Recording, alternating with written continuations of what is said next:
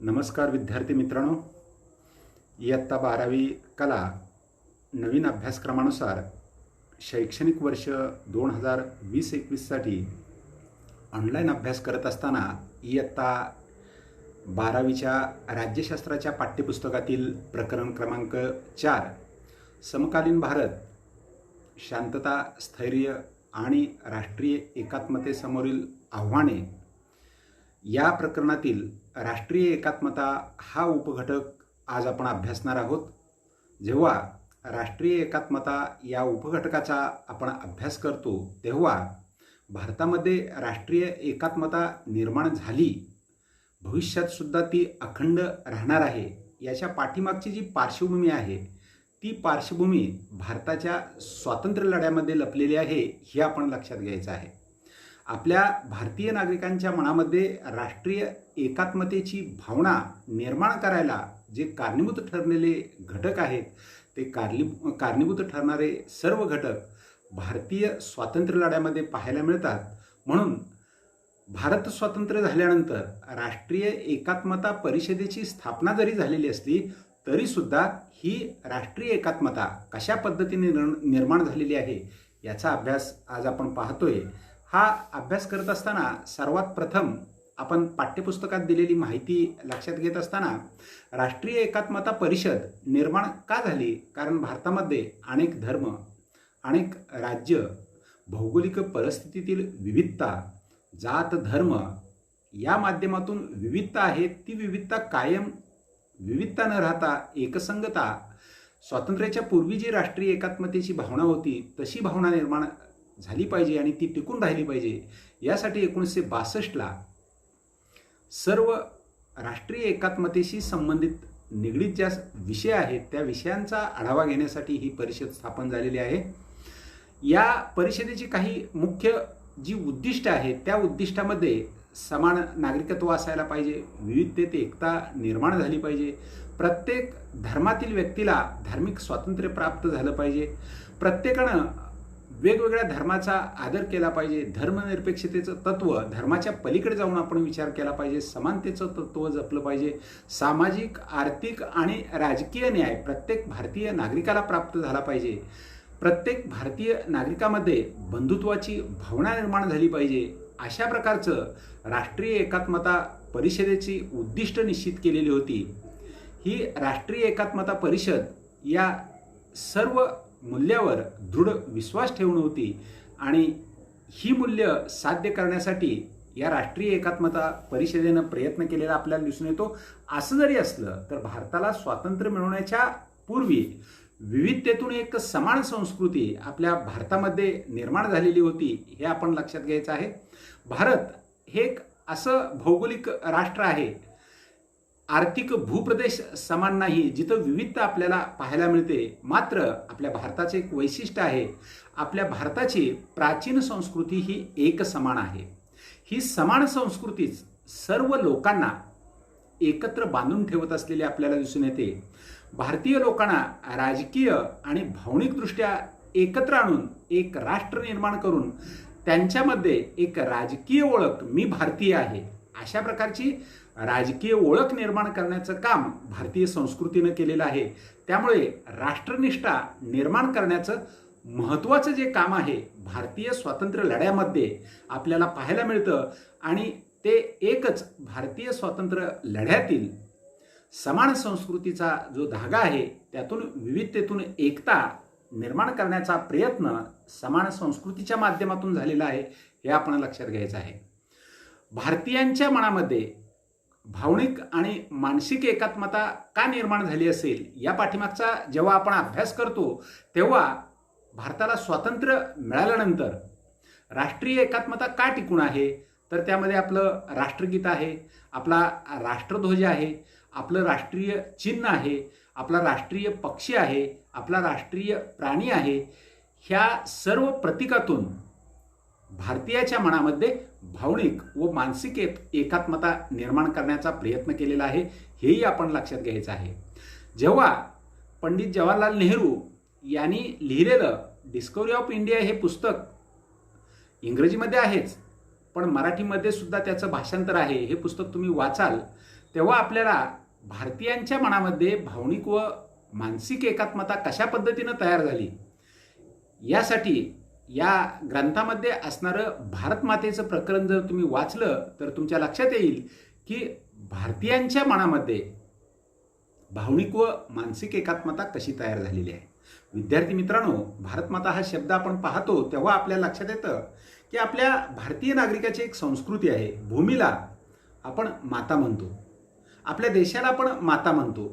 नेमकी तीच संकल्पना, नेमका तोच धागा भारतीयांच्या मनामध्ये राष्ट्रीय एकात्मता निर्माण करायला कारणीभूत ठरलेला आहे, हे आपण लक्षात घ्यायचं आहे. आपल्या पाठ्यपुस्तकामध्ये भारत मातेची चित्रकारानं तयार केलेली जी चित्र आहेत, या चित्रांचा जेव्हा आपण चांगल्या पद्धतीनं निरीक्षण करतो किंवा ती पाहतो तेव्हा आपल्या भारत मातेची अनेक प्रकारची चित्र आपल्याला पाहायला मिळतील. काही चित्रकारांनी अशी चित्र तयार केलेली आहेत की भारत माता एक दुःखी स्त्री आपल्याला दिसते. याच्या पाठीमागची भावना एक आहे की आपल्या देशावर बाह्य आक्रमणं खूप मोठ्या प्रमाणावर झाली, त्यावेळेला आपली भारत माता दुःखी झालेली होती. या उलट आज आपल्या पाठ्यपुस्तकामध्ये दिसणारं पहिलं जे छायाचित्र आहे, तिरंगा ध्वज हातामध्ये आहे, पाठीमागं सिंह आहे आणि आपण कोणाशीही लढायला तयार आहोत अशा प्रकारचं भारत मातेचं चित्र आहे. तर दुसरं भारत मातेचं जे चित्र आहे, हातामध्ये जपमाळ आहे, ही धार्मिक संस्कृती जतन करण्याचा प्रयत्न करते. हातामध्ये भाताच्या लोंब्या दिसत आहेत. भारतीय देशाचा विकास शेतीवर अवलंबून आहे हे भारत मातेच्या या चित्रामधून आपल्याला दिसतंय.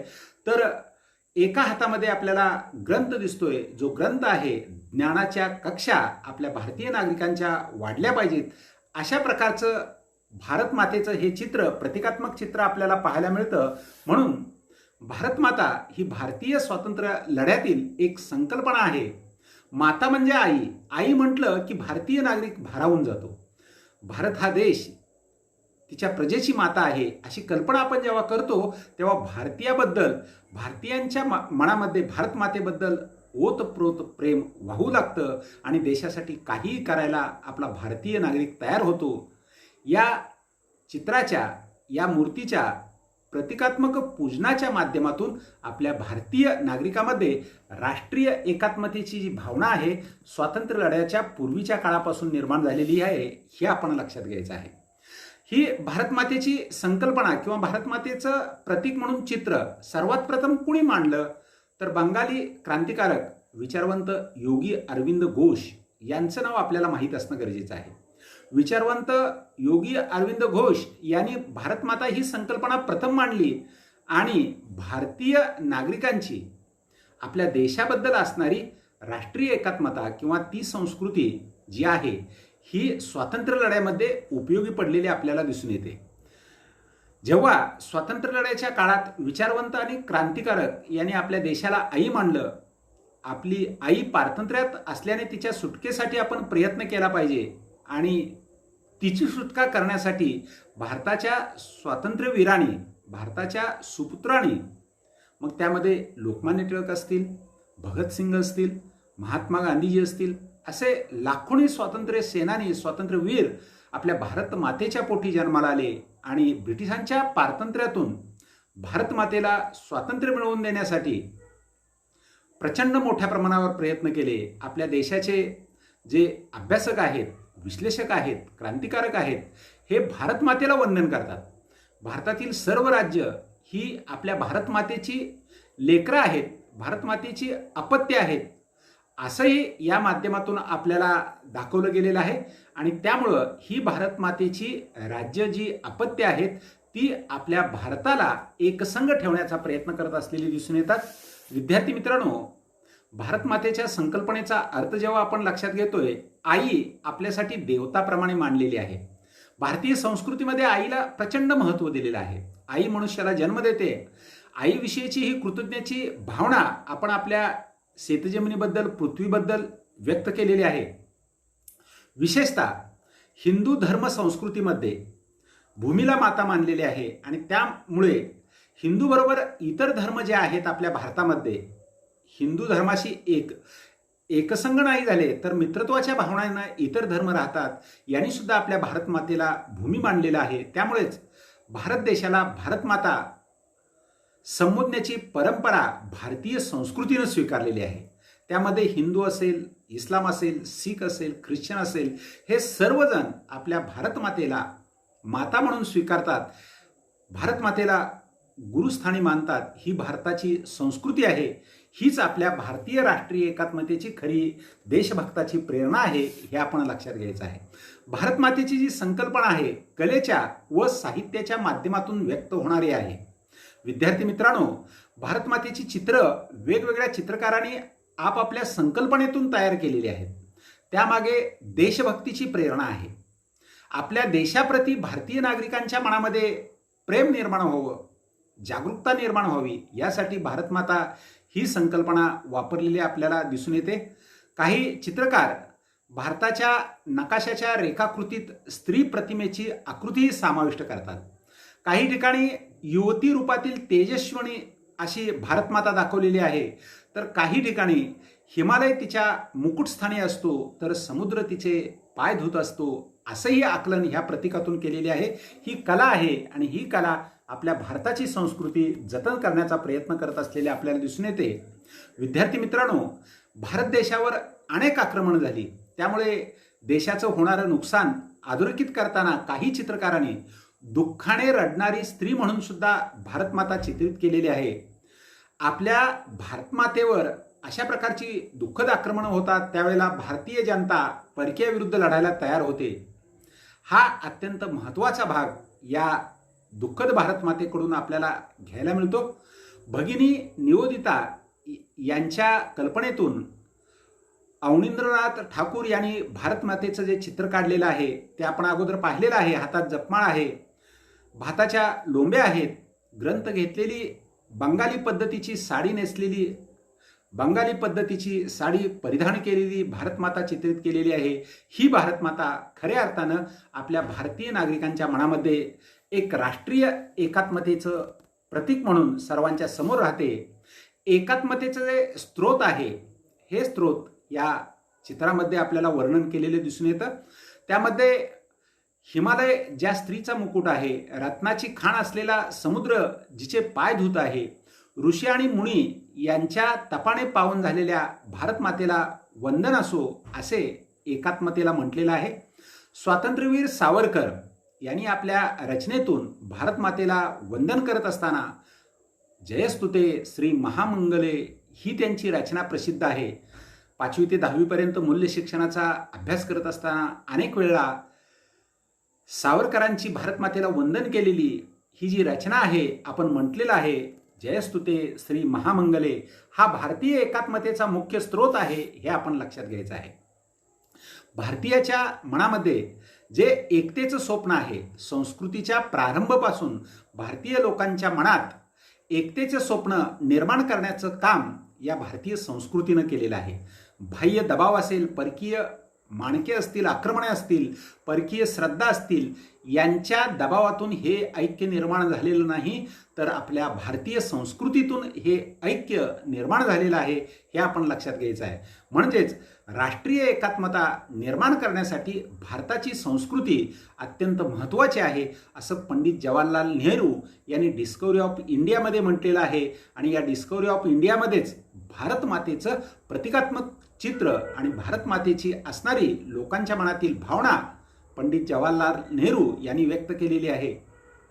भारतीय नागरिकाच्या मनामध्ये भारतीय संस्कृतीची खोलवर रुजलेली जी श्रद्धा आहे, सहिष्णुतेची परंपरा आहे, यामुळे सर्व वैविध्यता असलेली मान्यता आणि प्रोत्साहन यामुळे भारतीय संस्कृती जतन झालेली आहे, हे लक्षात ठेवा. भविष्यात ही आपली भारतीय संस्कृतीच राष्ट्रीय एकात्मता प्रबळ करायला कारणीभूत ठरेल, हे सर्व विद्यार्थ्यांनी लक्षात घ्यायचं आहे. विद्यार्थी मित्रांनो, आपणास आज अभ्यासलेल्या घटकाबाबत काही शंका असतील तर फोनवर संपर्क करायचा आहे.